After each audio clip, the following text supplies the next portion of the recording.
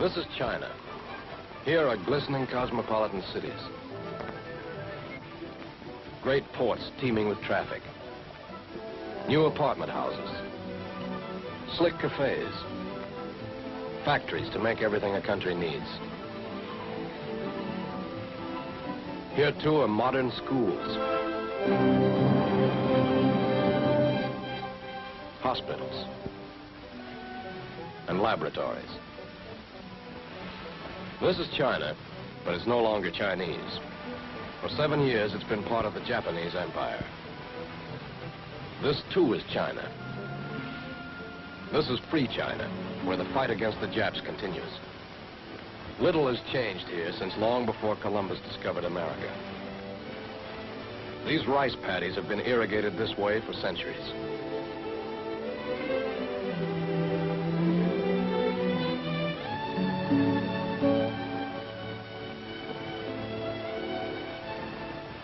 The wooden plow and water buffalo are almost as old as the land itself, where the eternal fight for food is as bitter and hard as the struggle against the invading enemy.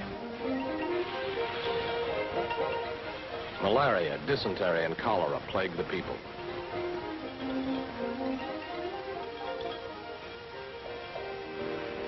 Into this primitive country, Americans came to fight with the most modern of weapons, air power. This is where General Chennault and the Flying Tigers of the 14th Air Force have forged one of the most amazing links in the chain of American air power that now stretches around the world and is strangling the Japanese Empire. The 14th fights a long way from America. To understand its achievements, you must consider its peculiar problems. Everything you see here, every piece of machinery, every American soldier, every drop of gasoline, and every bullet and bomb has been flown into China. Everything the 14th uses, from paper clips to blockbusters, comes from America over a supply line that's unbelievably difficult and complicated. To make it simple, we'll start from the docks of Calcutta and ignore the 10,000-mile convoy trip it takes to get there. Calcutta is the second city of the British Empire, a seaport whose docks should easily accommodate our shipping. From Calcutta, supplies travel 600 miles north to air bases in Assam. Here are acres of jeeps stored in a Calcutta park, all destined for China. Destined doesn't mean arrived. Warehouse facilities are jammed and the overflow lies in the open, exposed to burning sun in the dry season, drenched in torrential rains during the monsoon. All these vehicles and equipment await shipment north. But there's no single road to Assam. You use ox cart, truck, river barge, railroad, and air transport, and in no set system. What moves by rail today may be reduced to river barge tomorrow. These barges on the Brahmaputra River take 40 days for a single journey. The Assam-Calcutta Railroad was not built for heavy traffic. In peacetime, it hauled the tea crop to the docks and carried planters' supplies back to Assam. Now it carries heavy supplies for British, Chinese, and American armies in Burma, in addition to materiel for the 14th in China. China waits for this equipment, but the equipment waits for freight cars, and waits, and waits. Ammunition rusts, and rubber hose rots while the 14th Air Force patches and waits. Broad gauge track begins to disappear 180 miles north of Calcutta. The time-consuming transfer to narrow gauge trains begins. Not even a box of K-ration can be shipped from Calcutta to Assam in the same car. This electric crane can transfer heavy equipment. Unfortunately, it's the only one on the line, and a bottleneck. 5 hours is the average time for 24 drums of gas to move from broad gauge to narrow gauge boxcars. Even tank cars have different capacities, and their contents have to be transferred. Here is the last inch of broad gauge track. Trucks are transferred here by laying planks between the cars and driving the trucks across from broad gauge to narrow gauge. That, at least, is simple, when there are no accidents or derailments. These ferries across the Brahmaputra are the last bottleneck along the line to Assam. One carries personnel and the other rolling stock. Cars are pushed aboard, and in less than an hour are on the far bank.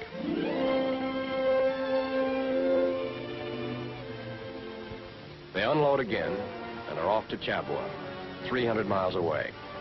26 hours by the fastest passenger train, and days by freight, if all goes well. At Chabua, things begin to pick up.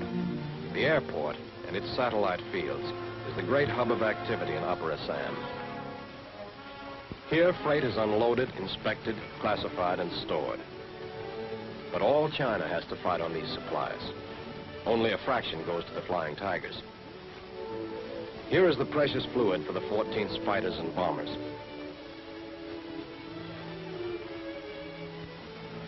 Here are the 300, 500, and 1,000-pounders that the Flying Tigers will deliver to the Japs. Everything that can be crammed inside the fuselage of a transport is flown across the hump to China. Even a primary trainer. The hump.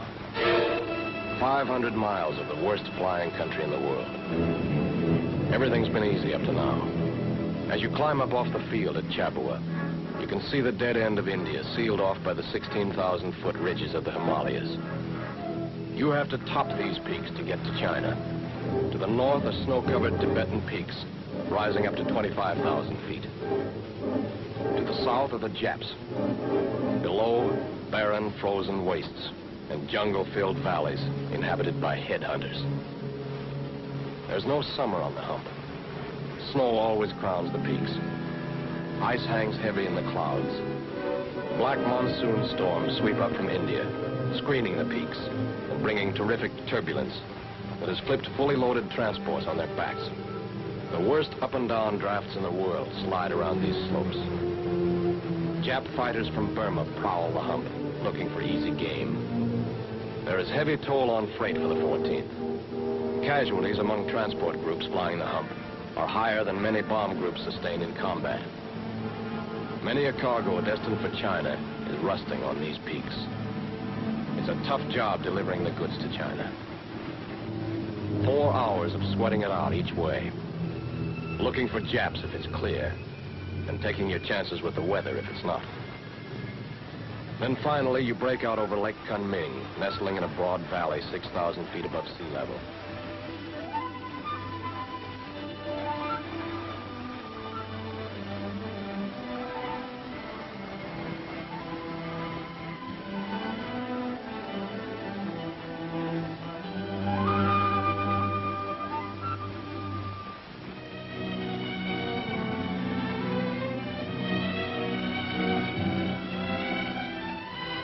You let down into the gateway to free China, the home of the 14th, and the back door to Tokyo.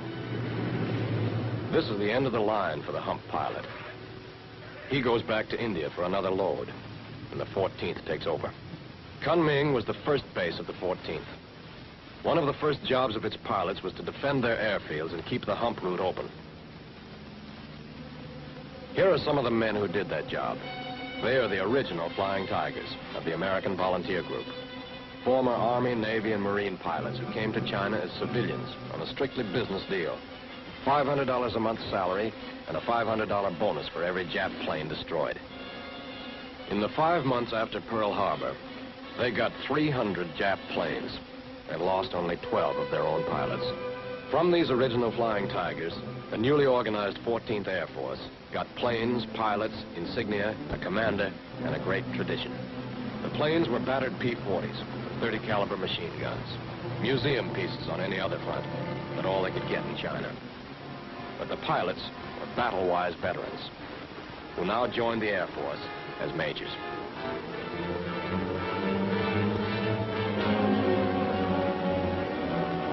The commander was the retired Army captain who led the Flying Tigers, now Brigadier General Claire Chennault.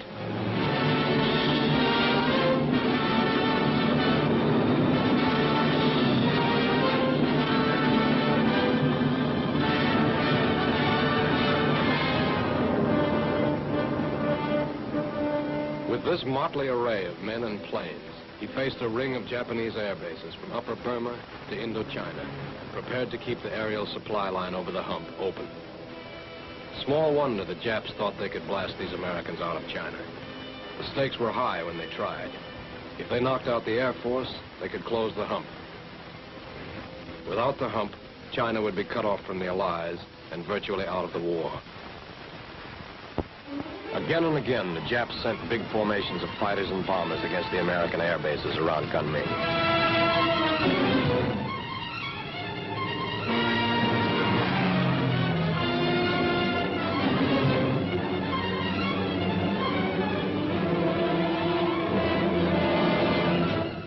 Day after day, the red air raid warning balls went up, and the pilots scrambled for their shark-nosed fighters.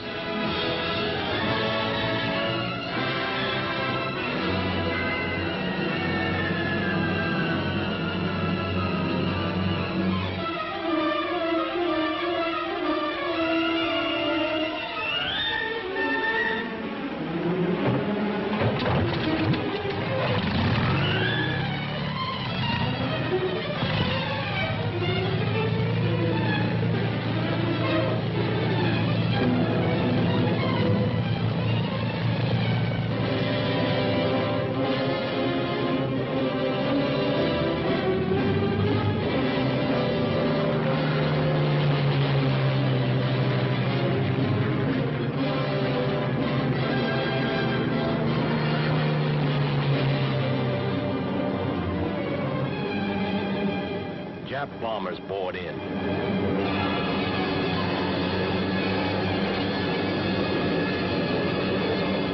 Shark's teeth flashed to attack with General Chennault's famous fighter tactics.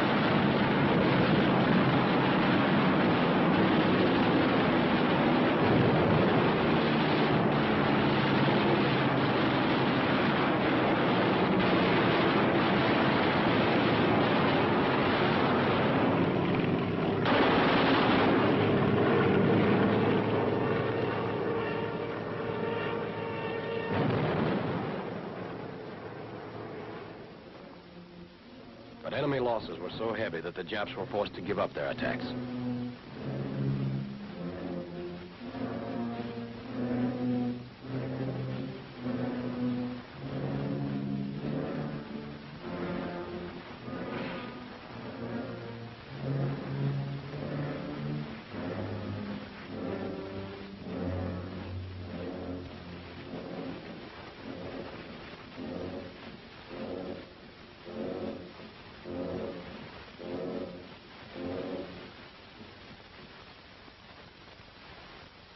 With the hump bases safe, General Chennault planned to move into East China and take the offensive. With the help of the Chinese, the 14th was free to kick open the back door to Tokyo a little wider. The first jump was 400 miles east from Kunming to the Hengyang-Luzhou line, with major fields at Hengyang, Lingling, Guilin, and Luzhou. 250 miles closer to the Japs were the staging fields of Sichuan, Quanzhou, Namyang, and Nanning. From these new positions, American planes could attack the Japs along a wide arc from Shanghai to Saigon and as far east as the Philippines. Nowhere else in the world in the spring of 1943 could American air power strike so close to the heart of the Japanese Empire.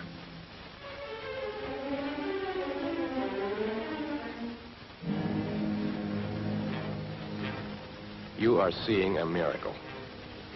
In less than 3 months, these people built a chain of airfields that could handle the biggest American bombers. They built them on the land that formerly raised their food. They built them by hand. Their pay was 20 cents and a bowl of rice a day, and the Japs the American planes would kill. As many as 90,000 people worked on a single field. From 8-year-old children to 80-year-old patriarchs. And women worked as hard as men. Each field posed a different problem.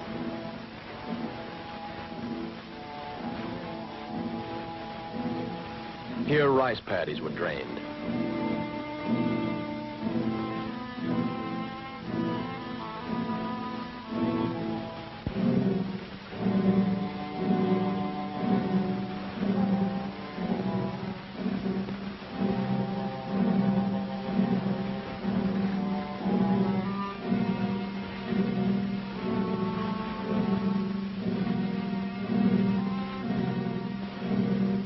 There, a river diverted from its course.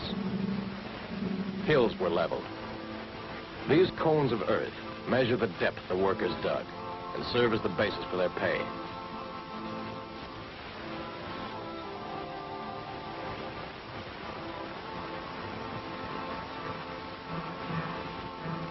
These rocks were carried from a riverbed 2 miles away.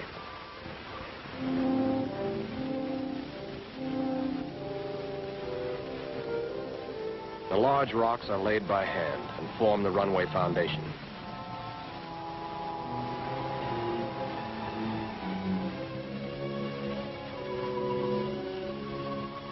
Mortar of mud and water, called slurry, is mixed and poured over the foundation as binder.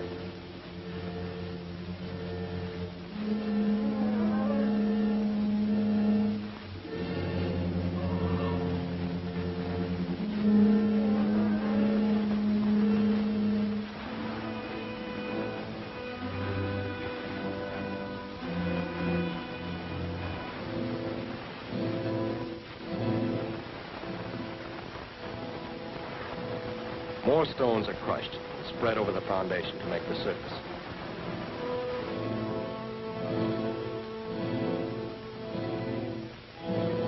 More slurry is poured, and the stones are covered with sand. Half-ton rollers pack the stones.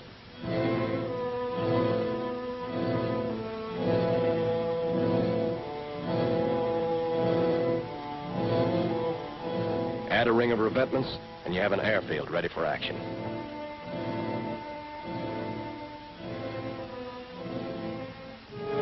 The Chinese air raid warning net kept American planes from being caught on the ground.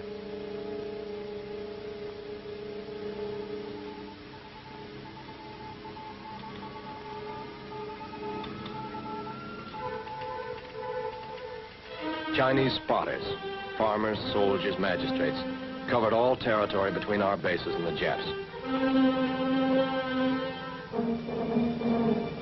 They flashed word of enemy air movements by telephone and radio.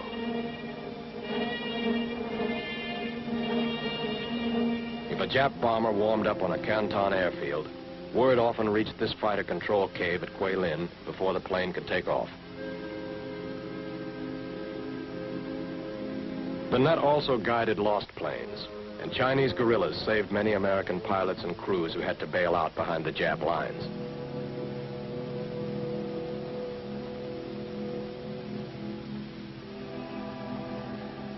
No American stood guard, cooked, or carried.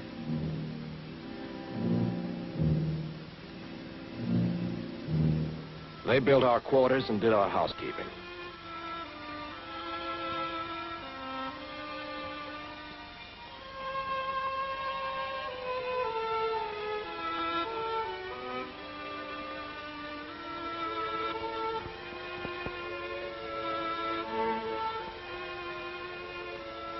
Many Chinese with technical training joined the ground crews and helped keep American planes and equipment working. New American planes reinforced the battered P-40s and the dozen B-25s that were the bomber command. Long-range B-24s, cannon-carrying B-25s, and some P-51s. The American squadrons were joined by pilots and crews of the Chinese-American wing. These Chinese airmen had been trained in America and now returned to their own country, ready for revenge. But the 14th was still the smallest American Air Force and lived on a starvation diet of supplies. It took almost all the increasing hump tonnage to keep the new planes supplied with gas, bombs, and bullets. B-24s supplied themselves, flying 4 supply missions across the hump for every combat mission they flew against the Japs. This plane would be junked in any other theater. In China, it is patched with parts from other wrecks and sent back to fight again.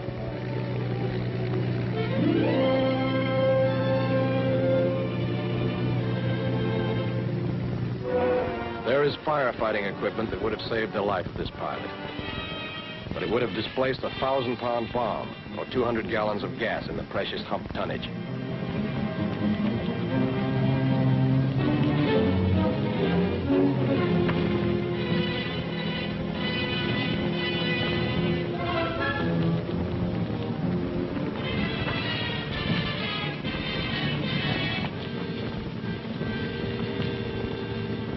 These are the grim choices the 14th has to make.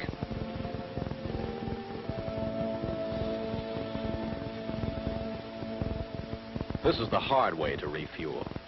Modern gas trucks and pumps couldn't squeeze through the hump bottleneck. Gas for motor fuel is diluted with 75% alcohol, made in China. It's hard on the motors, but it saves hump tonnage. All this gas meant scores of dangerous hump trips and took weeks to accumulate.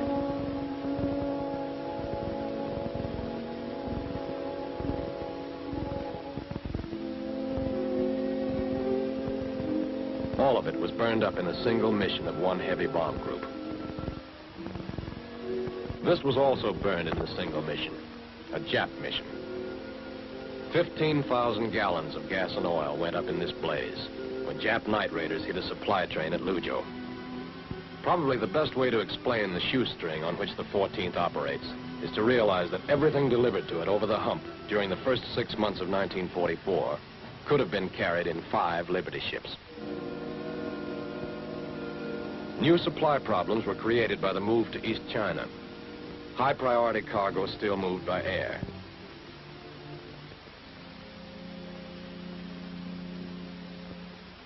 But the bulk of supplies moving to eastern bases traveled in another patchwork system of trucks,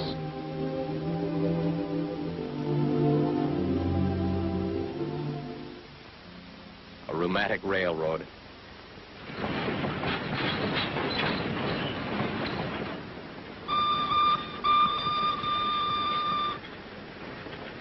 and these streamlined carriers.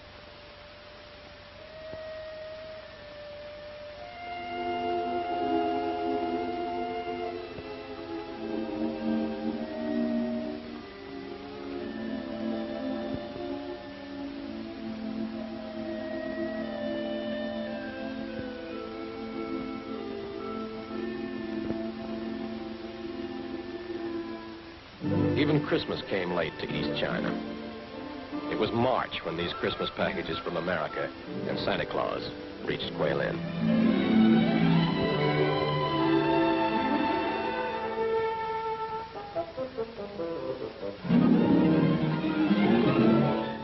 The Flying Tigers had to do the most with the least. One bomb in China had to do the work of a dozen elsewhere. To do that, you go down low and ram it home. Like that.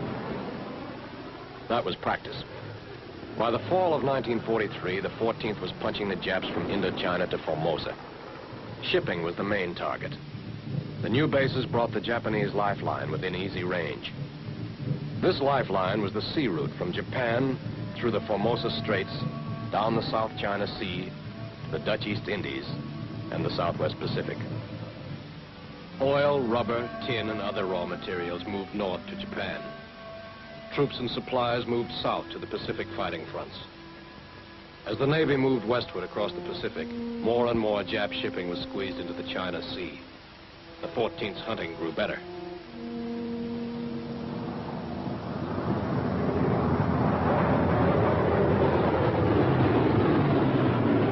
Every type of plane the 14th had joined the attack on Jap shipping.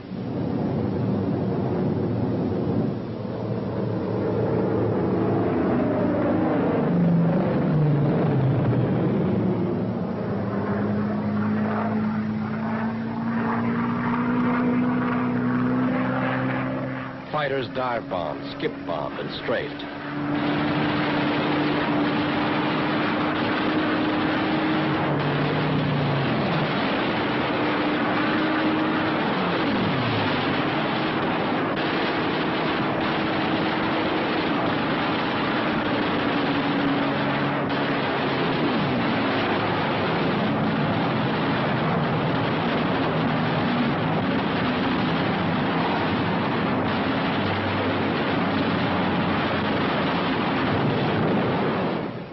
B-25s came in at mast height with cannon fire and bombs.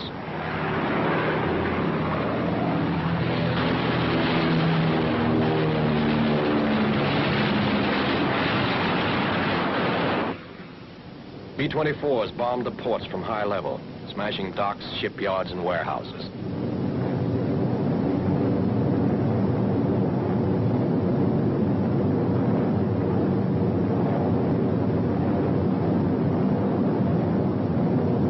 Hong Kong was one of the targets.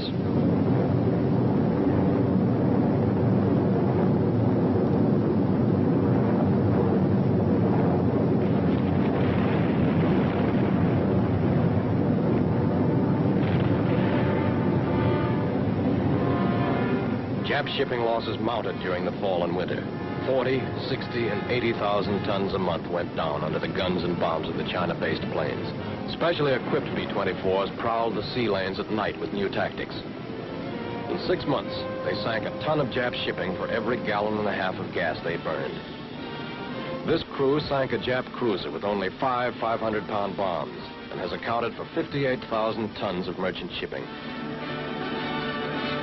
As a result of these attacks, the Japs realized that they had to drive the 14th out of China. 3 times they tried to knock the Americans out of their eastern bases. Here's where the first attack started. In the spring of 1943, the Japs drove south from the upper Yangtze. In the summer, they tried an air blitz. In the fall, they were back with another ground offensive around Tungting Lake. Each time, the combination of Chinese troops and American planes hurled them back with heavy losses. In the spring of 1944 came the Great East China Offensive. 200,000 Japs poured down from the Hankow Bulge. Another 50,000 pushed north from Canton to squeeze East China in a gigantic pincer. Their objective was to drive the 14th out of China, gain control of the Hankow-Canton Railroad, and fortify the China coast against the threat of landings by the American forces pushing westward across the Pacific. The 14th attacked with every weapon in its arsenal. Despite bad weather, fighters strafed troop columns with rockets, frag bombs, and machine guns. Many cavalry columns spearheading the drive were broken up by strafing and bombing.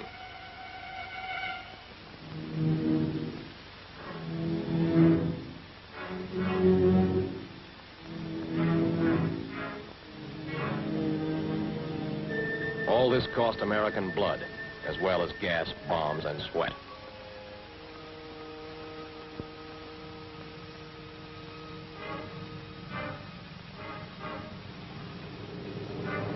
Pilots flew 3 and 4 missions a day for weeks without end.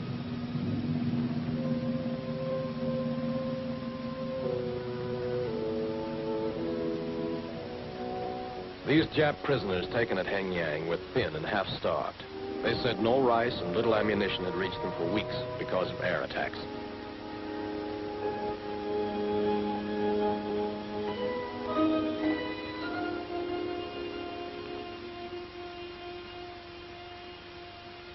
American bombers and transports dropped supplies to the Chinese garrison by parachute.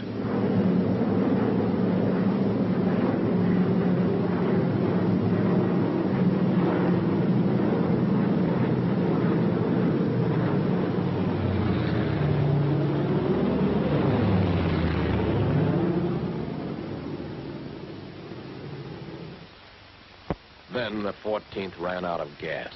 Some fields had no gas. Some had just enough for one more mission. At others, gas was pumped from bomber tanks to keep the fighters in the air. Before enough gas reached the advanced fields, the Japs had surged over Hengyang, never again to be halted until they had split free China. The great retreat was on. One by one, the airfields that the Chinese had clawed out of their precious rice paddies with their hands were mined and made ready for destruction.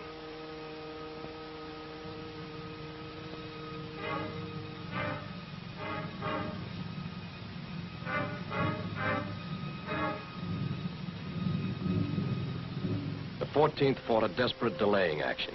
To the last, American pilots flew 4 and 5 missions a day, living in hostels stocked with gasoline, never knowing when the order to apply the torch would come. Generals Chennault, Stilwell, and Vincent conferred at Quailin, issued orders to blow up the fields. All but a few combat crews were evacuated by air. Attempts were made to salvage all possible equipment and supplies, but much of the precious hump-hauled freight had to be burned to keep it from the Japs.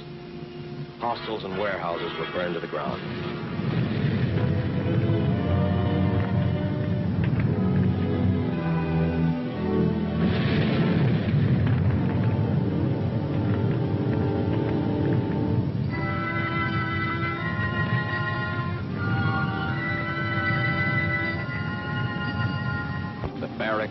The equipment flown in over the highest mountains in the world burned like a funeral pyre.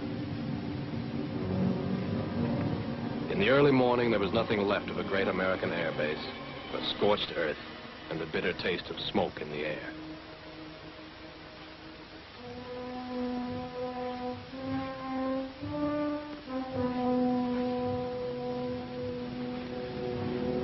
The Chinese who lived in the city near the river set fire to their own shops and homes. What they could not carry on their backs, they burned. This was what they left to the Japs. Broken walls, streets full of ashes. When the town was completely destroyed, they blew up the bridge behind them. There were many cities like this in China. Some were burned by the Japs, some by the Chinese as they slowly retreated. After 7 years of war, this was the face of China. On the last day, runways were blasted by 500 and 1,000-pound bombs. One by one, the bases were destroyed. Hengyang, Lingling, Quailin, and finally Luzhou. The headquarters safe was removed. And the flag came down at Luzhou on the afternoon of November 7th.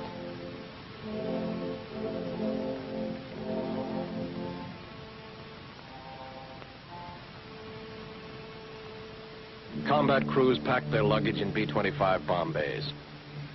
Carrying 10 to 15 men, the Mitchells took off from Luzhou for the last time. A few hours after these pictures were taken, the runways were destroyed. The Japs were only 20 miles away. In the wake of the Jap advance, a tide of homeless Chinese flowed along the long and bitter road to Kunming. Chaos and suffering defied description. When these pictures were taken, 80 trains waited to be routed westward from Luzhou over a single track. 100,000 refugees jammed the railroad yards, waiting with their belongings for a train to carry them to the safety of the Quail Plateau. Sanitary conditions were horrible. They slept, ate, cooked, and washed as best they could.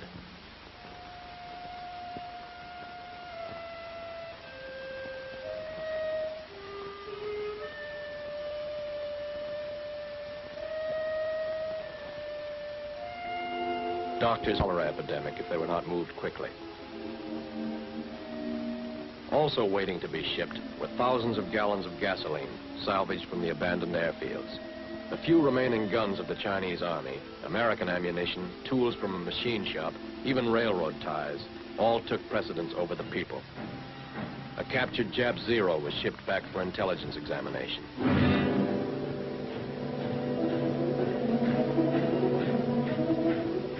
Meanwhile, the refugees clung to hope and waited. Some, considered lucky, fled by trucks, stinking charcoal burners. alcohol burners that had to be warmed and pushed to start. A truck carrying American belly tanks mingled with the mob. The road was lined with broken-down trucks. Many were stripped of parts to keep others going.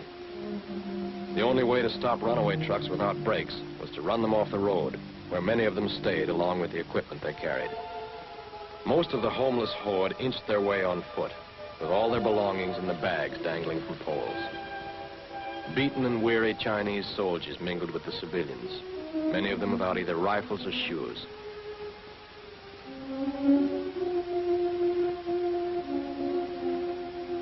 They carried sick and wounded on bamboo stretchers. Farmers and soldiers combined to carry much of the rice harvest beyond the reach of the enemy. Jap fifth columnists helped spread panic. All over eastern China, these scenes were repeated throughout the blistering summer and wet, muddy fall. Here was a people again uprooted, repeating the scenes of 7 long and horrible years of war. These refugees had long been a favorite target for Japanese pilots. But during this long trek, Jap airmen declined to venture into American-held sky by day. No Chinese were killed by strafing or day bombing. General Chennault ordered special fighter patrols over railroad yards and other congested areas when Jap air attack seemed imminent. None came. Prices rose to 500% of the already inflated values as food and shelter became scarcer along the way. Tiny villages mushroomed into teeming cities of bamboo and banana leaf huts. As the road wound up into the Kweijo Plateau, some were literally on their last legs. Many of these people were captured by the advancing Japs. Others were waylaid by bandits in the hills.